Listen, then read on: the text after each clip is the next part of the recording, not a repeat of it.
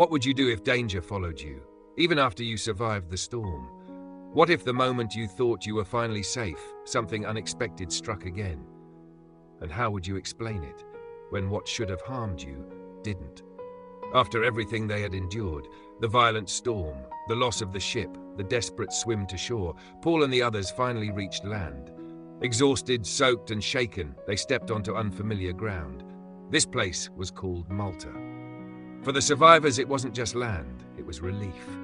Solid ground beneath their feet after days of chaos, a break from the relentless waves, a moment to breathe. But the story wasn't over, not even close. The people of the island came out to meet them. These were not strangers filled with suspicion or hostility. Instead, they showed something unexpected: kindness. They welcomed the survivors, building a fire to warm them in the cold rain.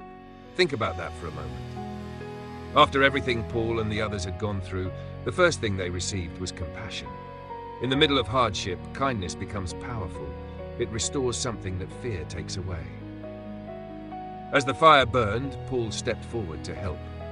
Despite everything he had been through, prisoner, storm survivor, shipwreck victim, he didn't stand back and wait to be served. He gathered sticks. He served. This reveals something important about Paul's character. His situation didn't define his attitude. Even after surviving one of the most intense trials of his life, he remained willing to contribute, to serve, to act with humility. But then, something happened. As Paul placed the bundle of sticks onto the fire, a viper, driven out by the heat, latched onto his hand. It happened suddenly, unexpectedly.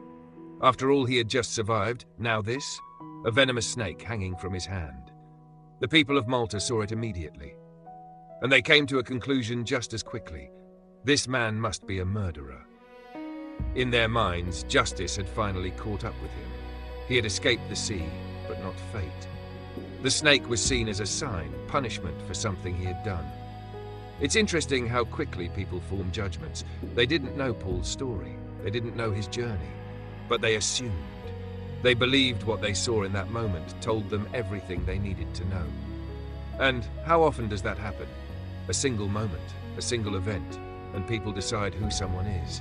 But what happened next changed everything. Paul didn't panic, he didn't shout, he didn't react with fear. He simply shook the snake off into the fire and kept going. No dramatic reaction, no visible pain, no collapse, nothing. The people watched closely. They expected him to swell up, to fall down suddenly, to die. They waited and waited, but nothing happened. No swelling, no signs of poison, no death. And just like that, their conclusion changed. The same people who had just labeled him a criminal now began to say something completely different. He is a god. From one extreme to another, from judgment to admiration, all based on what they saw. This moment reveals something powerful about human perception. People often interpret events through limited understanding. They draw conclusions quickly, sometimes without enough information, sometimes based on assumptions. But truth doesn't change based on perception. Paul didn't become a murderer when the snake bit him, and he didn't become a god when he survived. He remained who he was. The situation changed, but his identity did not. And that's a powerful lesson, because in life, people will sometimes misunderstand you. They may judge you based on a moment, they may define you by circumstances, but those things don't determine your true identity. What matters is who you are, beyond what others see. Paul's calm response speaks volumes. He didn't try to defend himself. He didn't try to prove anything. He simply remained steady, because he knew something the others didn't. He had already been given a promise. He would stand before Caesar. That journey was not over. And so, this moment, no matter how dangerous it appeared, was not the end. Faith gave him a different perspective. Where others saw danger, he saw something temporary. Where others expected death, he trusted in purpose. And that trust removed fear. But the story continues. News began to spread about the man who survived the storm, about the man who was bitten by a snake and didn't die. And soon, Paul was invited to the home of a man named Publius, the chief official of the island. He welcomed Paul and his companions, showing them hospitality for 3 days. But there was a problem. Publius's father was sick. He was suffering from fever and dysentery, a serious condition, especially in that time. And once again, Paul stepped forward, not as a prisoner, not as a survivor, but as someone with purpose. He went to the sick man, he prayed, he placed his hands on him, and he healed him. Just like that. The man recovered, and word spread quickly. Soon others on the island who were sick began to come, and Paul healed them too. Think about the transformation here. Paul arrived as a shipwrecked prisoner, a man with nothing, no ship, no possessions, no control over his situation. Yet in a short time he became a source of healing, hope and impact for an entire island. This is the power of purpose. Circumstances may strip away everything external, but they cannot remove what is internal. Paul's value did not come from his position, it came from what he carried within him, and that made all the difference. The people of Malta responded with gratitude. They honored Paul and his companions, they provided for their needs, and when it was time to leave, they supplied everything necessary for the next part of the journey. What began as a disaster became an opportunity. What looked like an ending became a new beginning. And this is often how life works. Moments that seem like setbacks can become setups. Difficult experiences can open doors that would never have been opened otherwise. The shipwreck was not just survival, it was redirection.